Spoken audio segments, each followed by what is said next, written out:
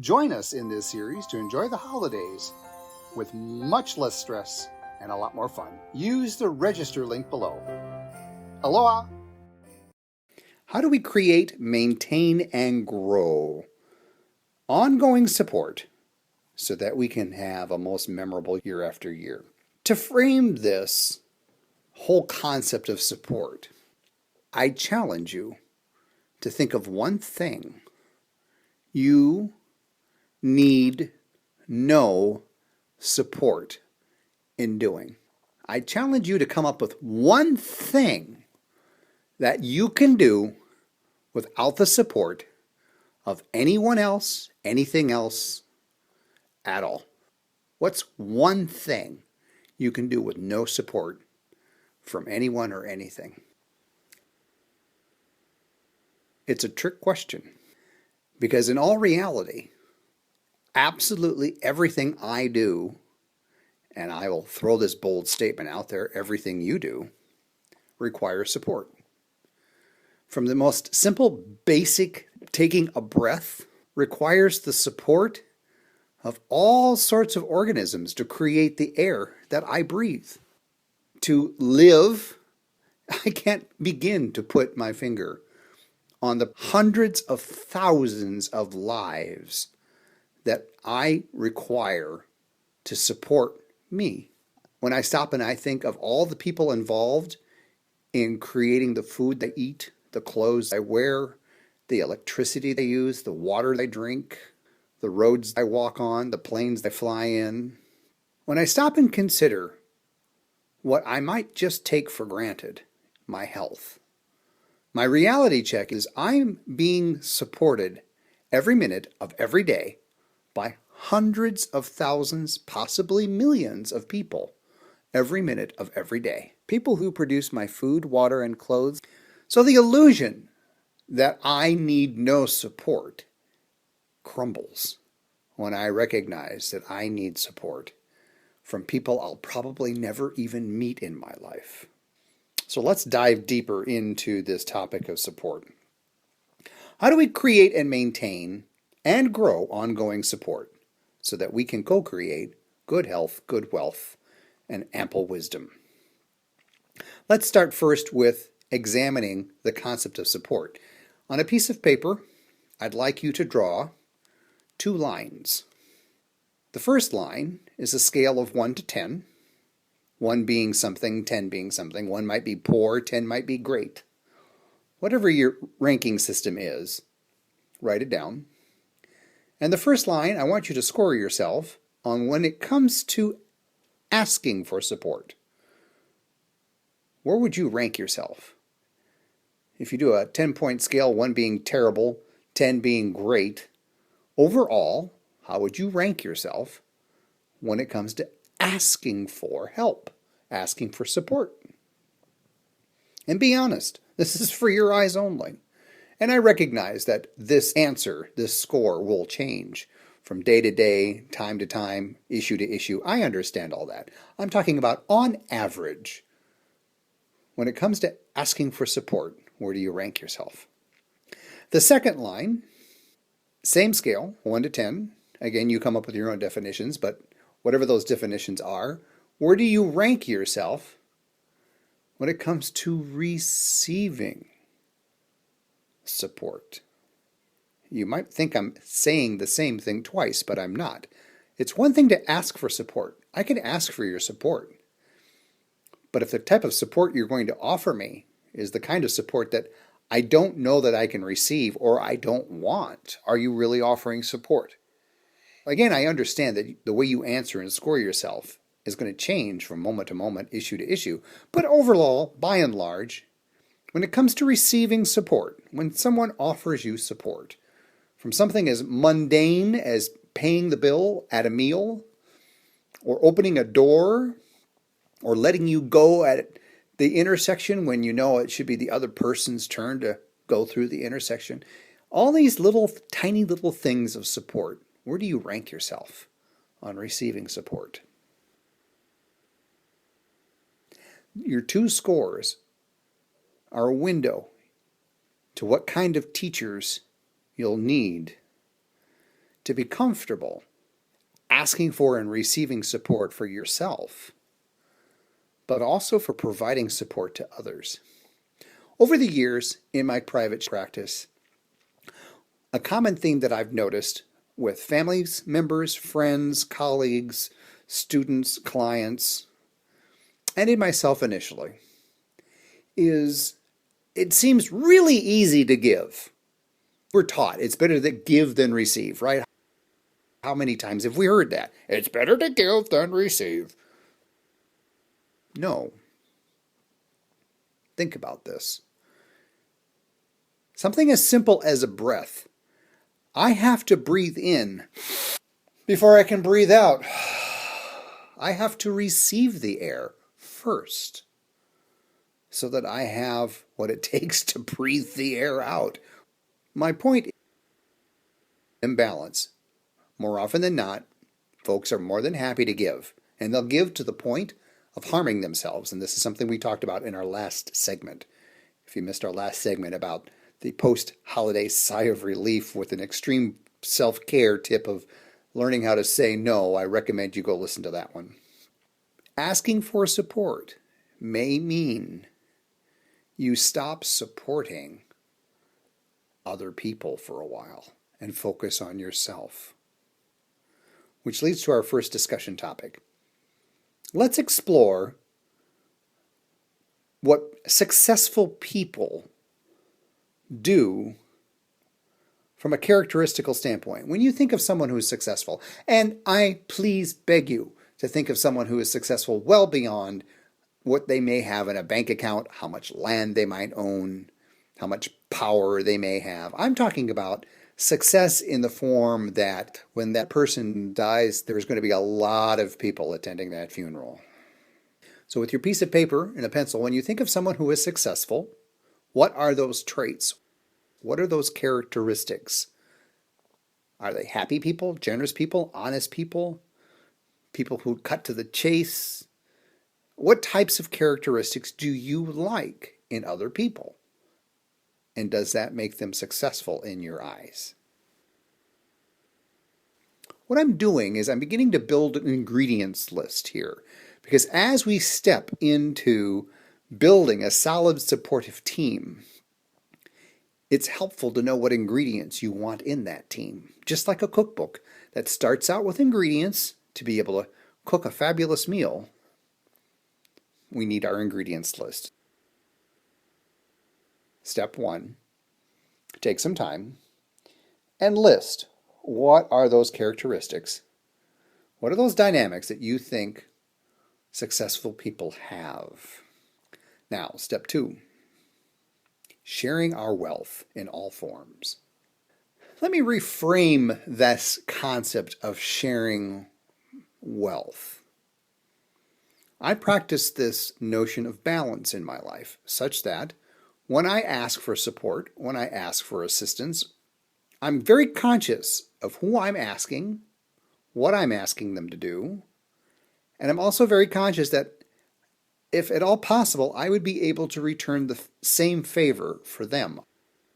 I would share my resources in the same way that I am asking to share their resources. Now, granted, if I ask someone to perform surgery on me and I don't know how to perform surgery, obviously I'm going to be asking them to do something that I will have to reciprocate with some other type of support, like paying their bill. Sharing wealth means balance. When I ask for support, I better be willing to offer that support. It may not be to the same person. Someone who might help me out because I'm stranded on the roadside and I need to get to the gas station and get some gas. That person may help me out. That person may not need any gas. I may not see that person ever again in my life. However, I may just pick up someone on the side of the road a day, a week, a month, a year later who needs a ride to the gas station. Sharing our wealth. When it comes to sharing, again, I ask you to look at how balanced are you?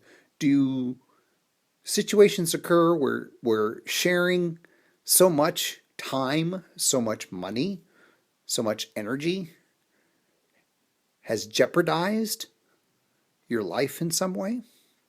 Sharing wealth means striking that balance.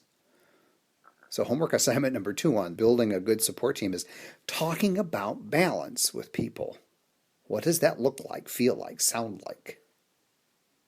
So as we get into building a solid supportive team process, and before we open up the lines for questions about this information, building a solid supportive team begins with you being solid and supportive of yourself. Do you drink enough water every day to the point to where you have to go to the bathroom about every hour? You cleanse your body out of the toxins that are in our daily life. That's supporting yourself. Do you get enough rest every day? When you wake up in the morning, do you feel rested? If not, there's an area of growth. You might need some support there. You might need support in the form of telling people, no, I got to go to bed. Building a solid, supportive team starts with you being solid and supportive. So what are those things you do need support in? The beginning of the year, one of the most common things we talk about at the beginning of the year, I got to get healthier. I can remember when I was close to 325 pounds. Yeah, New Year's resolutions, year after year, I'm going to drop the weight. I'm going to drop the weight. Until I realized that the people who I needed support from needed to be supportive of themselves in becoming healthier. I didn't know I was sabotaging myself because I would ask people to support me in my process of becoming more healthy, and the only way they knew how to comfort me or how to support me was keeping me fed on things that I really shouldn't be eating. That wasn't helpful. Building a successful, solid, supportive team. Step number 1, what are those traits, what are those characteristics you think apply to successful people? Write them down. And when you write those lists of characteristics, how many of those characteristics do you practice? Put a check mark by those. If there are characteristics of successful people that you've written down that you can't honestly check off for yourself, that's where you need some support in. You've identified a space to learn and grow in. Item 2, balance in sharing what you can share. Knowing how to say no when you usually say yes. These are the steps that it takes to build a successful support team. I'll close with the fact that, as the author of Pay Me What I'm Worth, Chapter 5, How Worth Grows, is all about how to build really solid, successful relationships, starting with the person staring back at you in the mirror. All right, that's it. Lecture time is done. Time to get into our conference call classroom. Registered members for this class series will explore more of the information that you just experienced in this lecture. To register for the series, click the links at the bottom of the page.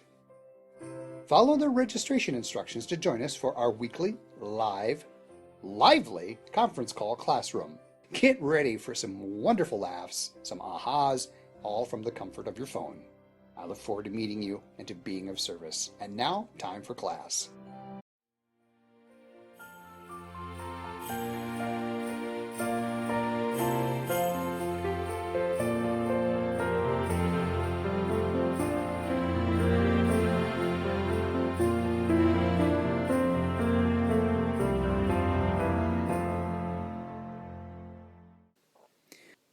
I want to welcome our audience.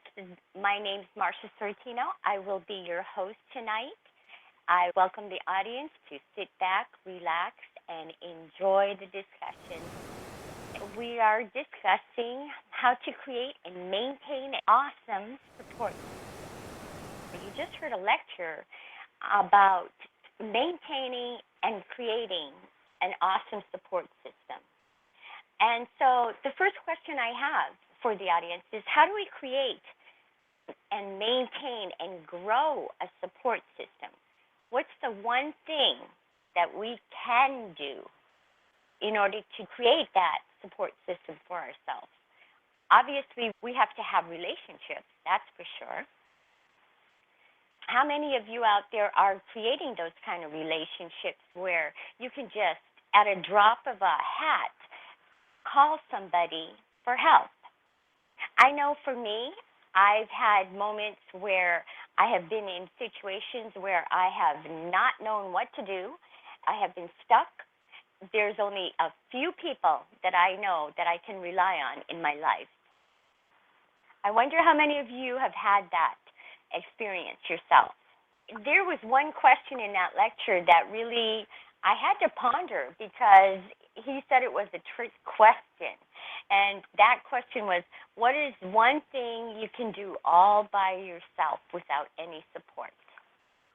And of course, the answer is I can't do something all by myself without support because everything that I do has some support to it.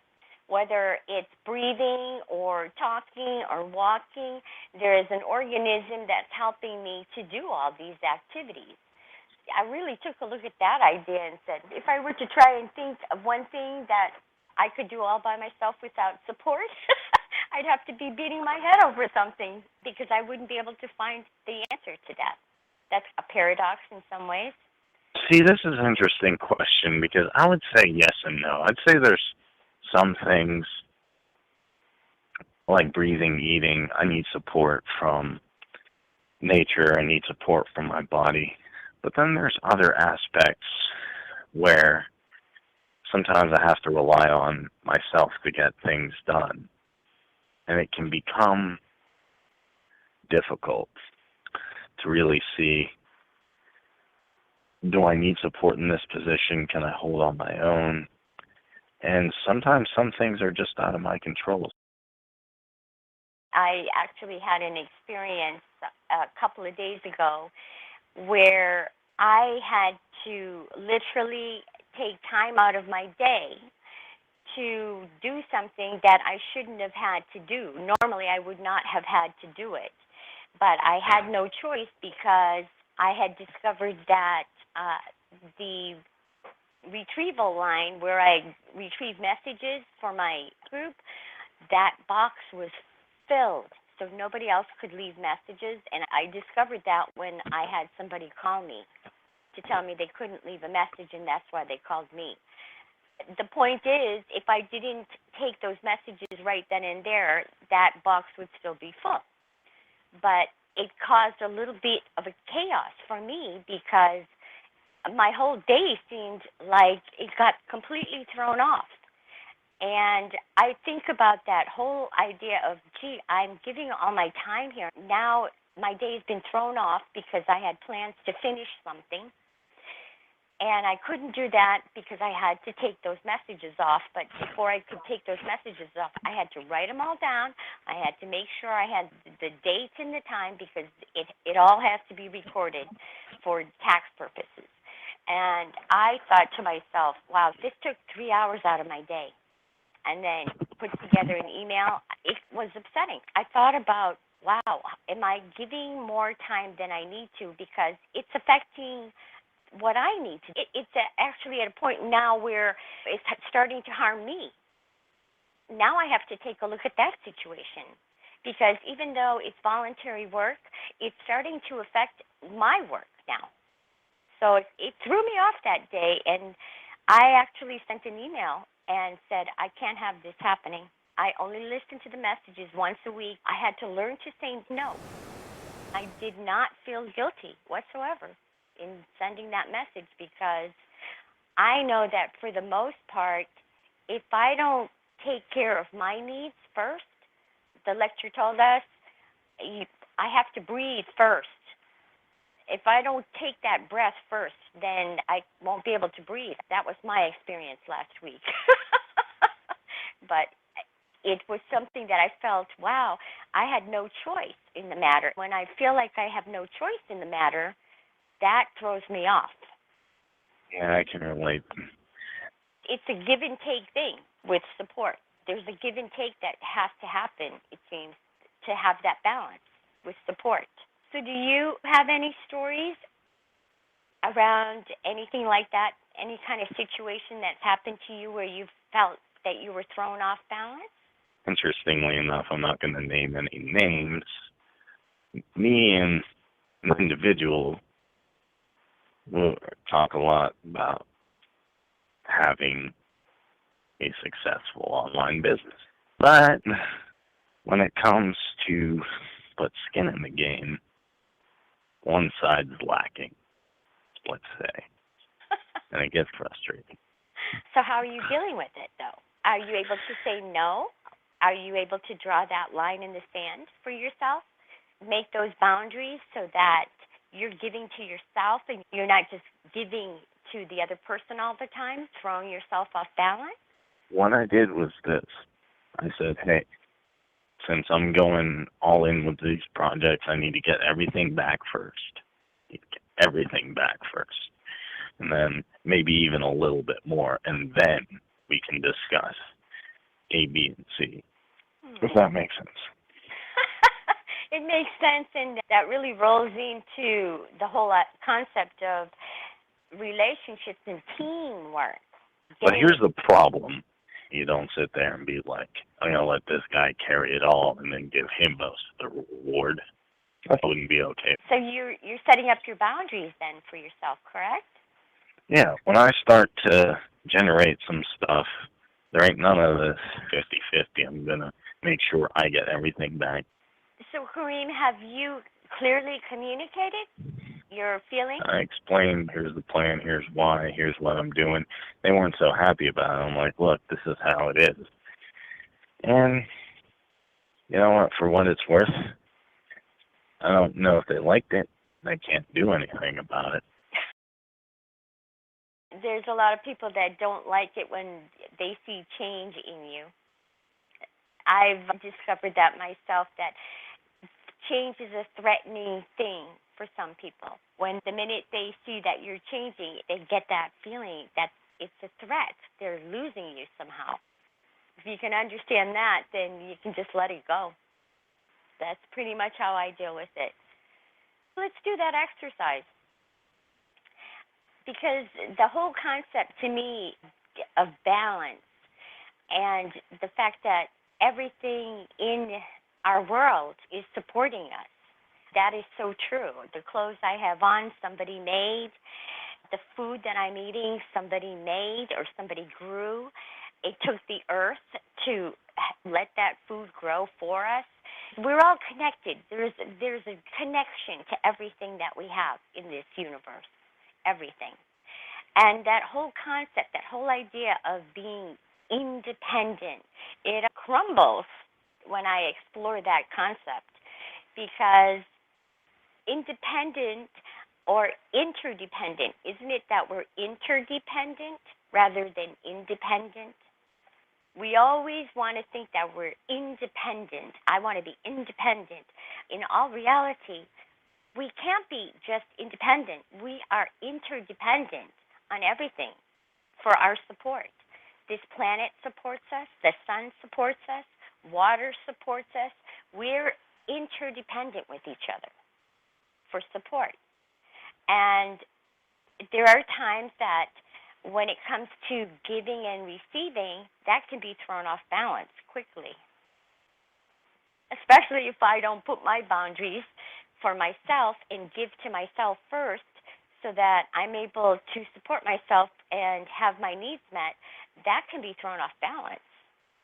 I don't know about you, but for me, it took me a while to actually learn that, because that concept of giving and receiving, it's better to give than to receive. That was strongly ingrained in me since, I don't know when, childhood, and I always believed that. I always believed that if I didn't give, that I would be considered a bad person. I felt bad. I felt guilty. If I said no, I felt guilty. How about you? How did you feel? I can understand that. Support's a two-way street, because I have to have enough confidence to support myself. My surroundings have to have enough confidence to support me. Everything works on everything else. I think that's the one thing I've learned from paying me what I'm worth. everything's connected to everything else. When we start believing in the disconnect, that's when the problem happens. I was just going to ask you, so since you've been with Pay Me What I'm Worth, before Pay Me What I'm Worth, let's do a before and after. Before taking the journey on Pay Me What I'm Worth, how did you score yourself on a scale of 1 to 10? How did you rank yourself, 1 being low and 10 being high, for the question of asking for support? How did you score yourself in asking for support? Were you able to ask support easily, or was it more difficult? 1 would be difficult and 10 would be easy. I was probably like a 2 or a 3 before, and then after I'm probably like a 9 or a 10. I don't know how to do something, I get help now. I either find the right person or the right person finds me. I don't have to figure it all out, and I'm okay with that. Now, the problem I had before was in that program where I feared to get support if I reached out to the wrong person, or if I didn't reach out at all, then I would feel awkward or weird. How has it changed now, your score? Was it 2 or 3, and then you took the journey with us, and what's your score now? And it went to a 9 or 10. If I don't know how to do something and I can't figure it out, I'm getting frustrated, I ask for help. That doesn't mean I don't try, don't get me wrong. But when I try and do everything I can, then I say, hey, it's okay to ask for help. Everybody does it. I'm not special. Okay. It's funny because I scored myself high in being able to ask for help because of the fact that I really had to accept the fact that I needed the help when I first started. But it's funny because now, as I've been going through this journey, it's almost become a sort of a paradox for me. I want to really be able to see what I can do on my own without having to ask for support. I don't know if my score is changing or not because I don't want to have to go backwards, because I'm starting to make progress, but I didn't make that progress until I got on the journey with Pay Me What I'm Worth. I literally went from no money to making some money. I don't want to go backwards, and yet it's almost like a paradox because I want to make sure that if I need to ask for support, I can get support. It's weird. To me, I'm really exploring that whole feeling and the whole idea right now. So let's go to the next one. What about when it comes to receiving support? On a scale of 1 to 10, where do you rank yourself with that? See, I have to say I'm still a 9 with 10. Because if I'm going to offer my support, and then I'm going to need to be able to receive it in the same capacity. I'm confident to go to someone now and say, I can do these services, I can help you in this way, if you can help me in this way. And then generally, most people are either interested or not. It's not something that I'm scared to do or I can't do. If I'm hearing you correctly, Kareem, what you're really saying right now is that you're creating that relationship with another person, a balanced relationship. Yes, especially changed when we left MMF, because it felt like getting off one little block, one little island, and saying, I'm going to go exploring, see what's out there. I'm going to try and make my own island. I'm going to try and do my own thing. That's interesting that you bring up the concept of being an island. That sounds like you want to be independent. So where does that balance come in, where you're independent, but at the same time you know that there's an interdependence that has to happen? Use the island analogy. I'm working on the island, but I still need help from the water because I could be the hosting company. I still need help from my friends and people to support. Not a one-man army, but I can get it done with some help from my friends. In the lecture, did you hear where there was a part that said to list characteristics of successful people?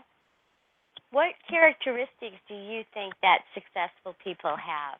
I think my list is changing a little bit as I've experienced more and more in life. The basic characteristics that I look for are honesty, people who are honest and dependable. Those characteristics that I admire in success. Honesty and open-mindedness. When I meet someone, I want them to be upfront, not giving every detail, but who they actually are, what they're about. And then I'll break it down.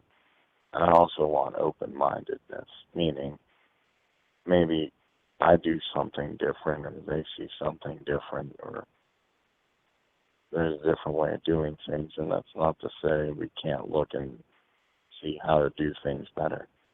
But ultimately, the experience is where I'm coming from, and I can be open to theirs. Somebody who's open and is honest are the characteristics you admire. Have you looked in the mirror to see if those are the characteristics you have also? Funny enough, I looked at that and I said a lot of people, including myself, I said I speak my mind. Generally, most of the times, I'm a no BS guy. I try to my best to be open-minded. Now, someone's hurting other people or doing something bad, then I'm not going to say, okay, that's fine. Everybody has the right to. But other than that, I am open-minded to see what anybody else is doing, thinking, where they're coming from, how they're doing it. And I've been criticized for being too open-minded, which I disagree with. So when you say open-minded, you mean somebody who is an observer? You're an observer? No. Someone who's willing to listen, get feedback, and hear other people's experiences and try and reconcile with their own. I would say it's a listener and a feedback provider. Someone who says, oh, okay, I remember where you're coming from. Or if I don't know where they're coming from, I listen and try and understand their experience. I can't always have the experiences they've had, but I can listen to them and get some wisdom. True. That's true. Maybe I can give them some. The problem is when people say, oh, you believe that, or, and the opposite would be someone, my religion says, or my political party says. Let me ask you something, Kareem. Since you've been on this journey in Pay Me What I'm Worth, has any of your perspectives changed at all? Yes. Interesting. Do you want to share some? Definitely. The biggest one is, instead of trying to figure it all out, just explore it. When I explore, I'll figure it all out. It'll all fall into place. And I start to see the universe. I'm like, oh, I don't know what's going to happen at this show or this speech or whatever I'm doing. It all falls into place. Even if I don't know how it's going to fall into place, it all falls into place. And on a spiritual level, I'm like, oh, I'm connected to everything. I'm conscious of everything, and I don't need to worry about this label and that label. I would call it connection with my higher self. What am I here to do? As opposed to what I was thinking before, oh, let's sign up a bunch of people in this program, or let's get a bunch of people to this so I can make a bunch of money. So it's a spiritual perspective. There's more of a spirituality that you're looking for now. Since Pay Me What I'm Worth, right? Is that right? I'd say it's something I discovered. I'm like, oh, I'm connected to everybody else. And I don't have to worry about this age, gender, labels. race. Everything I see is about race, this, that, and who. And I'm like, no, none of that matters. At the core, everybody's infinite possibility, infinite love. And all I have to do is tap into that and then allow it. I would say that's the third thing, allowing. And I'm not picking on anybody, but there's people around me who I can observe them holding on and saying, I got to control every aspect. I'm like, good luck with that. I'm going to allow and let things fall into place. Allowing is actually a form of receiving. Yes. Allowing is exploring, really. The problem I have with the people around me that I'll talk to them and I'll say, why are you afraid to do this experience? They're like, oh, I got to control every variable. I know for a fact in life you can't control everything. Oh, yeah. Have you ever pondered how much of that controller is in me? Because I think that controller in me that won't let me allow or won't let me receive. So many times I look at my controller and go, you don't get to come in today, sorry.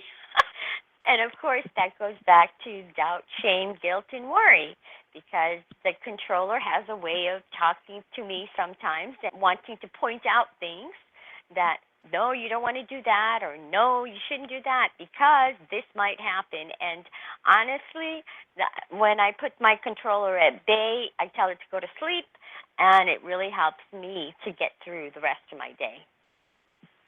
So what does supporting yourself mean to you, Kareem? What do you do to give to yourself and support yourself? The most important thing that you do for yourself, do you think?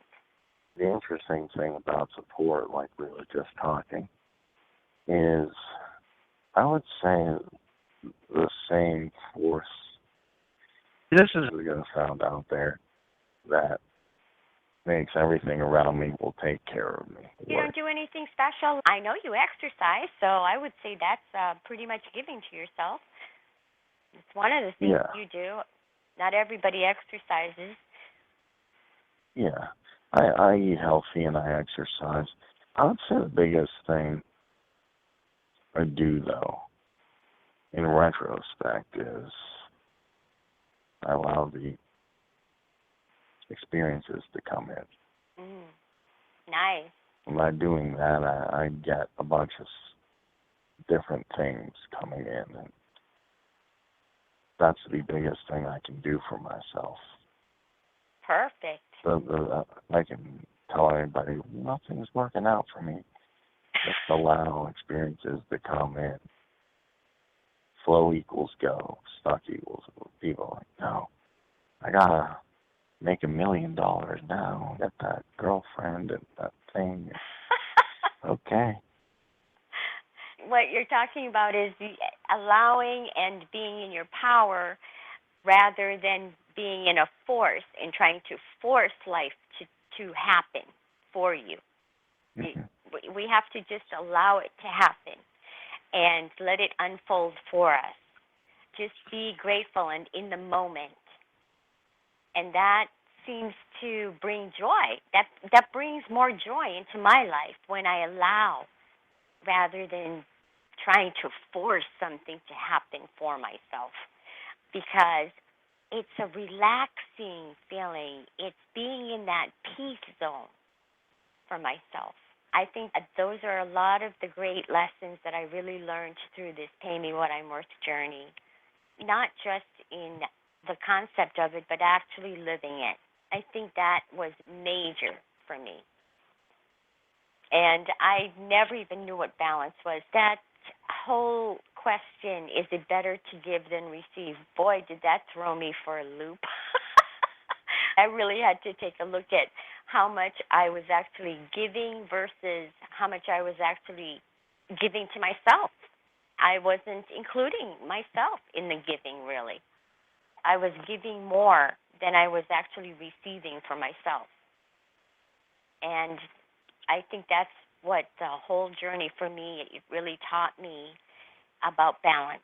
Balance is just such a great thing to have in life.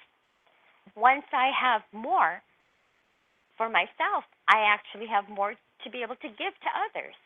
And that whole concept of sharing the wealth in that balance comes into play for me. That makes so much sense to me now. Kareem, I want to thank you for joining us on this call. I want to thank the audience for listening in. I hope you enjoyed every bit of the discussion here. We have a discussion every week and this call. And next week we will be discussing solid stress management skills. So if you are free and available to listen in, you are welcome to listen in. I want to thank everybody for coming on the call, and have a wonderful week. Aloha. Join us in this series to enjoy the holidays with much less stress and a lot more fun. Use the register link below. Aloha!